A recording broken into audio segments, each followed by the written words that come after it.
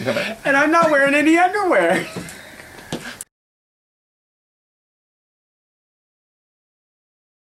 We were actually, everybody was here at my house, so all the visiting sisters, everybody was here getting ready, and it was just hectic that day. We were sewing coronets. We made our own coronets, and so at the last minute we're piecing everything together to make sure that we have everything right. And so it was nervous, crazy, and exciting at the same time. You know, we had to do 6 fundraisers before we became a full-fledged house, so this was, being at the Black and White was going to be our first fundraiser for us as sisters, because it was our first time being out in the public. And what we decided to do is sell red ribbons. We created a 10-foot wire red ribbon, and then we sold ribbons that night for $5 and $10 or whatever they wanted to give, and they could write a message on it, and then we hung it on that 10-foot ribbon. And our first fundraiser, we raised $3,000 and gave it to AFAN. So it was an exciting night. We got our missionary vows from Sister Helen on Wheels and Chastity Boner, and just having the fellow sisters around us from San Diego and other places that had just started. It was a great feeling. I was overwhelmed. I didn't know what I was actually getting into at that time. But it felt good, it felt right, and we had a lot of fun.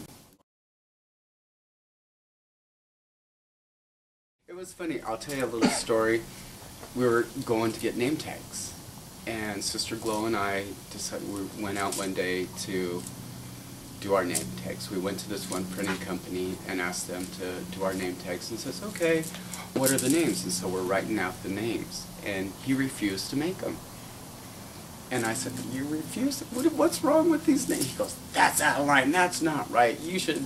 I said, come on, we're a non-profit organization, you know.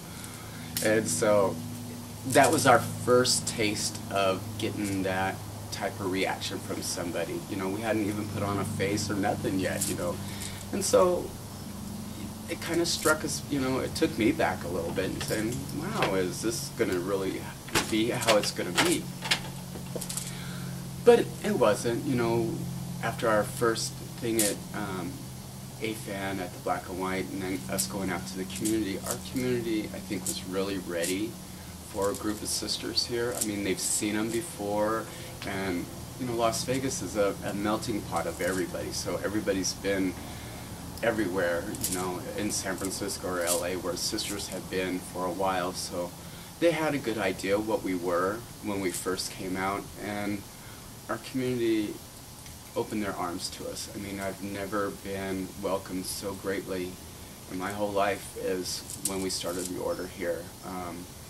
Everybody felt like we were needed, and what we stood for they believed in. And the way that we were, we went to every fundraiser that there was, every little show, anything that there was out there, we went out there and asked to help.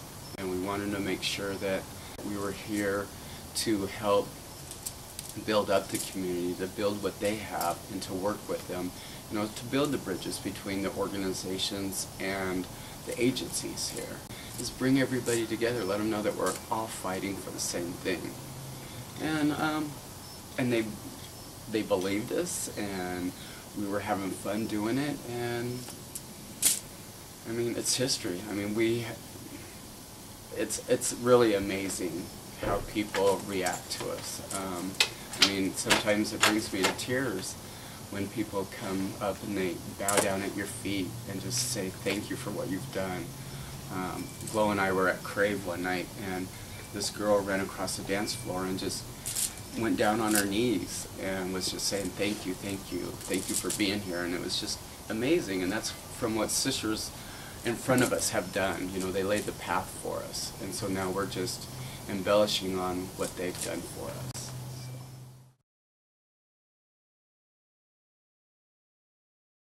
Well, it was comforting the disturbed and disturbing the comfortable. You know, what they went out there is they went out to raise feathers. And so they were out there doing all the, you know, the gay rights and standing up for our rights, and to, you know, promulgate universal joy, to spread love, you know, to show that, you know, it was during war, and they wanted to show peace, and so that's what they were all about.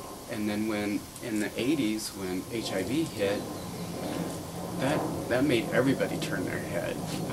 The sisters were one of the very first ones to ever put on a fundraiser for HIV, and they were the ones that made up the Safer Sex pamphlet.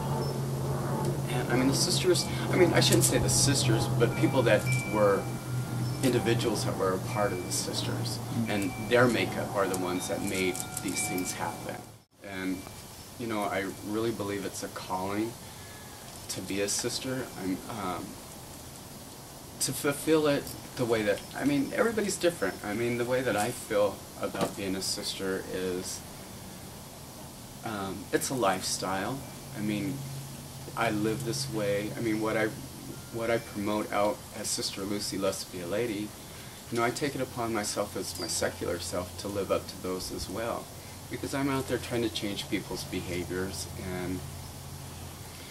and talk to them and see what they're up to. And so I have to believe in myself to go out there and do it, to, you know, bring it out to our community. My mentor told me, you know, you can't have love in your house.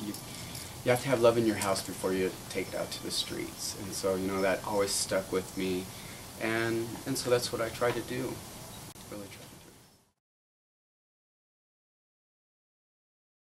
do. Well, for what I say to folks is, if they ask me why I dress up like this and why I do it, and I says it's to catch your attention, you know. And I asked him, did I catch your attention? And they said, yeah. I said, okay, now I'm going to be able to talk to you and find out what you're up to, and maybe I could, you know, sway your thoughts or whatever. And then if they ask me if I'm mocking a nun, you know, I'm a religious person. I was raised Catholic, and I still practice the values that Catholics brought on to me now.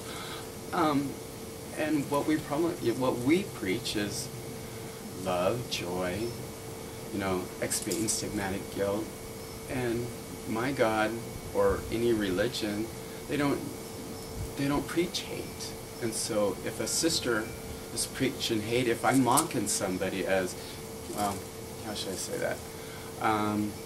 No, I don't think so. I mean, no God preaches hate, and I'm not preaching hate or anything, or I'm doing the same type of work as any sister, any nun in the world does, and that's educate, feed the sick, or, you know, make the world a little bit better. And what we've done is we've created this huge program that helps the HIV community, and that's worthy of being a sister to me. And, you know, so, you know, I just try to explain to them what we do, and hopefully open their eyes to a different aspect of things.